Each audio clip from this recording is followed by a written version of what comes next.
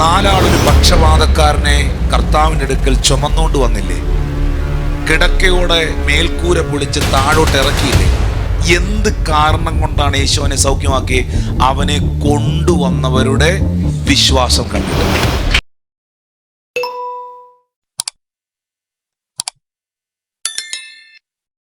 ഒരു വാക്യം കൂടെ വായിക്കാൻ പോവുകയാണ്. വിശ്വാസത്തെക്കുറിച്ച് ഒരൊറ്റ വാക്യം കൂടെ വായിക്കാൻ പോവുകയാണ്. എബ്രായർ 11:6 വാക്യത്തിൽ എഴുതിയിട്ടുണ്ട്, എന്നാൽ വിശ്വാസം കൂടാതെ ദൈവത്തെ പ്രസാദിപ്പിക്കുവാൻ കഴിയുന്നതല്ല. ദൈവത്തിൻ്റെ അടുത്ത് വരുന്നവൻ ദൈവം ഉണ്ടെന്നും കൺഫേം ചെയ്യണം. തന്നെ അന്വേഷിക്കുന്നവർക്ക് അവൻ പ്രതിഫലം കൊടുക്കുമെന്നും വിശ്വസിക്കേണ്ടതല്ലയോ? ചേർന്നൊരു ആമീൻ പറയാമോ? നാലാളൊരു പക്ഷപാതക്കാരനെ കർത്താവിൻ്റെ അടുക്കൽ ചുമന്നുകൊണ്ട് വന്നില്ലേ? കിടക്കയോടെ മേൽക്കൂര പൊളിച്ച് താഴോട്ട് ഇറക്കിയില്ലേ? എന്ത് കാരണം കൊണ്ടാണ് യേശു അവനെ സൗഖ്യമാക്കി? അവനെ കൊണ്ടുവന്നവരുടെ വിശ്വാസം കണ്ടിട്ട്. അവനെ കൊണ്ടുവന്നവരുടെ വിശ്വാസം കണ്ടിട്ട്.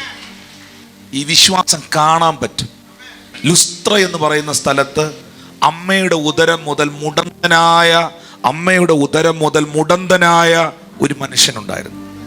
അവിടെ എഴുതിയിട്ടുണ്ട്, പൗലോസ് അവൻ്റെ വിശ്വാസം കണ്ടാറേ അവനോട് എഴുന്നേറ്റ് കാലൂന്നി നിവർന്ന് നിൽക്കാൻ പറഞ്ഞു. പൗലോസ് അപ്പോസ്തലൻ അവൻ്റെ വിശ്വാസം കണ്ടാറേ. കാണാൻ പറ്റും, അത് എൻ്റെ കണ്ണുകളിൽ കാണാൻ പറ്റും. ചില മീറ്റിങ്ങുകളിലൊക്കെ ചിലർ ആത്മശക്തി സ്വീകരിക്കുന്നതും വിടുതൽ, നമുക്കറിയാം അവർ വിശ്വാസത്തോടെ ദാഹത്തോടെ വന്ന് നിൽക്കുന്നവരാണ്. അവൻ്റെ കണ്ണിനകത്ത് ആ തിളക്കമുണ്ട്, അവൻ്റെ ആ ആറ്റിറ്റ്യൂഡിൽ ആ സാധനമുണ്ട്. അവൻ വെറുതെ വന്നവനല്ല, അവൻ പിടിക്കാൻ, അത് കൊണ്ടുപോകാൻ വന്നവനാണ്.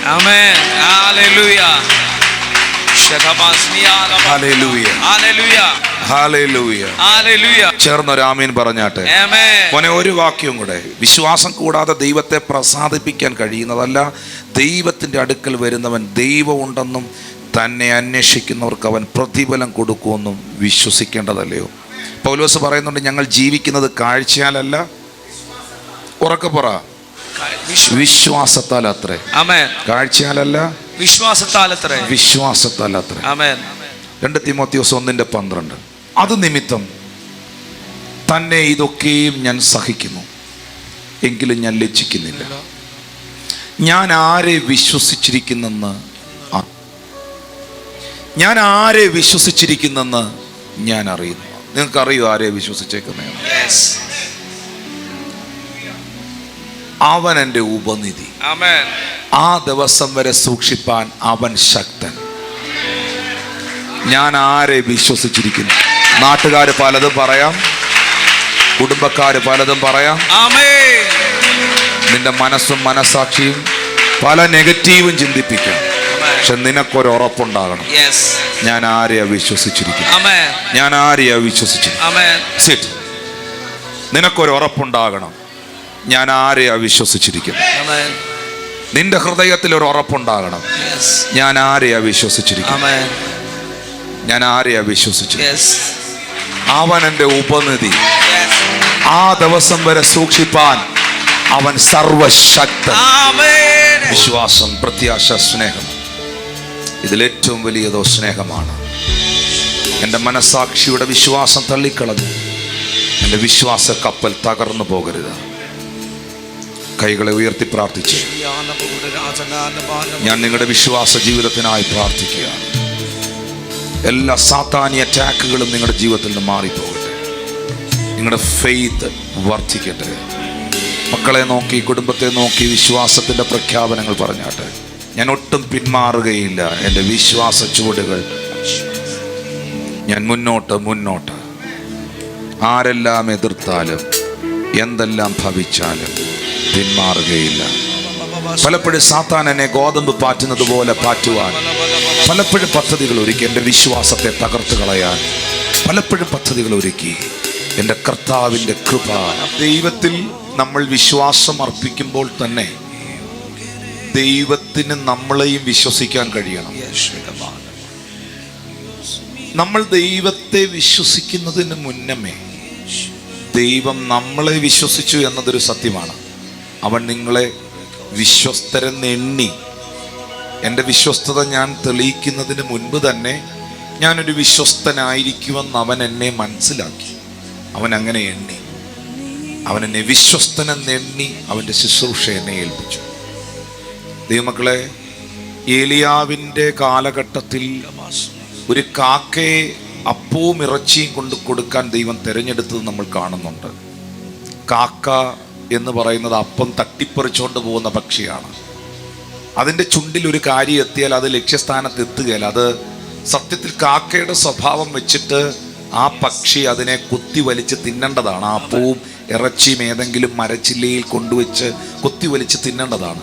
പക്ഷെ തീർച്ചയായിട്ടും ഏലിയാവിന് വേണ്ടി ദൈവം തിരഞ്ഞെടുത്ത ആ കാക്കയെ ദൈവത്തിന് വിശ്വാസമായിരുന്നു. അത് റൂട്ട് മാറിക്കൊണ്ടുപോയി കുത്തി വലിച്ച് തിന്നില്ല, അത് ലക്ഷ്യസ്ഥാനത്ത് അത് എത്തിക്കുമെന്ന് ദൈവത്തിനൊരു ട്രസ്റ്റ് ഉണ്ടായിരുന്നു. അതുകൊണ്ടാണ് ആ പക്ഷി ഒത്തിരി പാട്ടുകളിൽ ഇടം പിടിച്ചത്. ആ പക്ഷി, ആ പറവയെ ഇന്നും പലരും പ്രസംഗിക്കുന്നത്, മെസ്സേജുകളിൽ ഉൾപ്പെടുത്തുന്നത്. നമ്മൾ ദൈവത്തിൽ വിശ്വസിക്കുമ്പോൾ, ദൈവത്തിന് നമ്മളെ വിശ്വസിക്കാൻ കഴിഞ്ഞാൽ പല കൈമാറ്റങ്ങളും നടക്കും, പല അത്ഭുതങ്ങളും നമ്മുടെ ജീവിതത്തിൽ സംഭവിക്കും.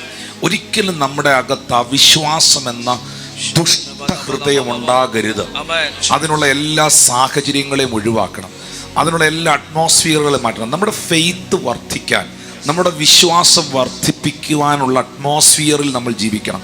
എന്ന് പറഞ്ഞാൽ നല്ല വിശ്വാസം വർദ്ധിപ്പിക്കുന്ന പ്രസംഗങ്ങൾ കേൾക്കുക, വചനങ്ങൾ വായിക്കുക, വായിക്കൊണ്ടത് പ്രഖ്യാപിക്കുക, പാട്ടുകൾ കേൾക്കുക, അങ്ങനെയുള്ള നെഗറ്റീവ് പറയാത്ത ആളുകളുമായി അസോസിയേറ്റ് ചെയ്യുക. നമ്മൾ ആ ഒരു അറ്റ്മോസ്ഫിയറിൽ നിൽക്കുമ്പോൾ നമ്മുടെ ക്രിസ്തീയ ജീവിതം ഭയങ്കര ശക്തമായി മാറും. ജ്ഞാനിയോട് കൂടെ നടക്കുക, എന്നാൽ നീയും ജ്ഞാനിയാകും എന്നാണ് ബൈബിൾ എഴുതിയിരിക്കുന്നത്. ഇന്ന് ഞാൻ വായിപ്പിച്ച വാക്യം പോലെ യെശയ്യാ പ്രവചനം 6 പറയുന്നുണ്ട്, പ്രവാചകൻ പറയുന്നുണ്ട്, ഞാൻ ശുദ്ധിയില്ലാത്ത അധരങ്ങളുള്ള ജനത്തിൻ്റെ ഇടയിൽ വസിച്ചതിനാൽ ഞാനും ശുദ്ധിയില്ലാത്ത അധരമുള്ളവനായി മാറിയെന്ന്. നമ്മളുടെ ആ റൈറ്റ് അസോസിയേഷൻ, റൈറ്റ് കണക്ഷൻസ്, ആ റൈറ്റ് അറ്റ്മോസ്ഫിയർ നമ്മുടെ സ്പിരിച്വൽ ലൈഫിനെ ബിൽഡപ്പ് ചെയ്യും. ഹല്ലേലൂയ. അതിനുള്ള സാഹചര്യങ്ങളെ നിങ്ങൾ തന്നെ ഉണ്ടാക്കേണ്ടത് ആവശ്യമാണ്. യോബിനെ കുറിച്ച് സാത്താൻ ചിന്തിച്ചു, യോബ് ദൈവത്തെ ത്യജിച്ചു പറയും, മുഖത്തു നോക്കി തള്ളി പറയുമെന്ന്. പക്ഷെ ദൈവത്തിന് യോബിൽ വിശ്വാസമായിരുന്നു. ദൈവം യോബിനെ വിശ്വസിച്ചു. ദൈവം സാത്താനോട് പറഞ്ഞു, നീ എന്തും കാണിച്ചോ, അവൻ എന്നെ തള്ളി പറയില്ല. പക്ഷെ ദൈവത്തിന്റെ വിശ്വാസത്തിന്, ജോബിനോടുള്ള വിശ്വാസത്തിൽ ഭംഗം വന്നില്ല. പ്രിയപ്പെട്ടവർ, ജീവിതത്തിൽ എല്ലാം തകർന്ന് തരിപ്പണമായിരിക്കുമ്പോഴും ജോബ് പറഞ്ഞു, അവൻ എന്നെ കൊന്നാലും ഞാൻ അവനെ തന്നെ കാത്തിരിക്കും. അവന്റെ ജീവിത ചരിത്രത്തെ മുഴുവൻ ദൈവം മാറ്റി.